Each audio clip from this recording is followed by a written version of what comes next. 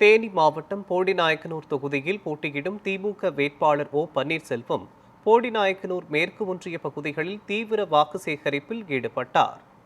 தீவிர வாக்கு சேகரிப்பில் ஈடுபட்ட ஓ பன்னீர்செல்வத்திற்கு பூரணக்குப்ப மரியாதை செய்தும் ஆரத்தி எடுத்தும் மேளதாளங்கள் முழங்கியும் உற்சாக வரவேற்பளித்தனர். மீனாட்சிபுரம் பகுதியில் வாக்கு சேகரிப்பில் ஈடுபட்ட ஓ பன்னீர்செல்வம் திமுக அரசின் சாதனைகளை கூறி வாக்கு சேகரித்தார். மகளிர் உரிமை தொகை, இல்லத்தரசிகளுக்கு 8000 ரூபாய் டோக்கன் உள்ளிட்டவைகளை பொதுமக்களிடம் எடுத்துரைத்தார்.